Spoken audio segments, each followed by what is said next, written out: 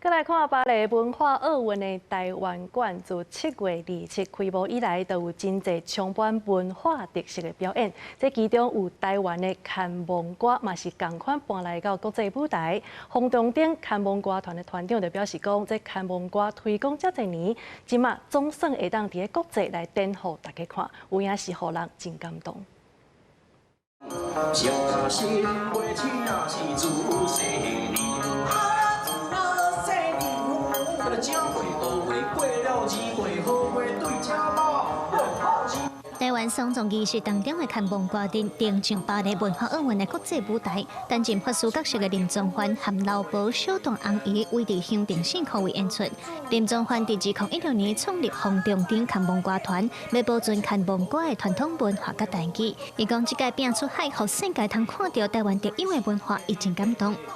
这几年伫台湾伫拍拼做这个看蒙歌的推广吼。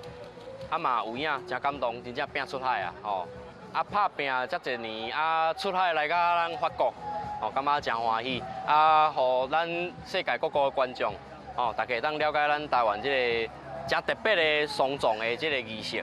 这届林宗焕嘛有请戏剧之神电导元帅总回来巴黎，保庇规个演出顺顺利利，也阁有传香火茶予观众。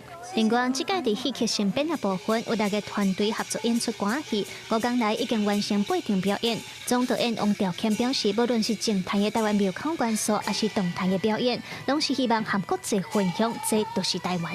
就是讲原底可能你交台湾有关系，你听到这你好像回到家一样啦。小时候听。啊，你有一些对台湾不熟悉，一听到这些啊，这都是台湾。啊，其实很简单，就是想分享我们所拥有的精彩的，跟这里的观众朋友一起交流。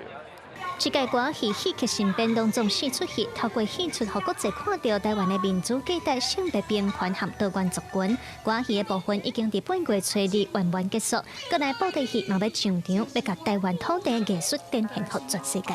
记者卢尚如、谢桂林台北报道。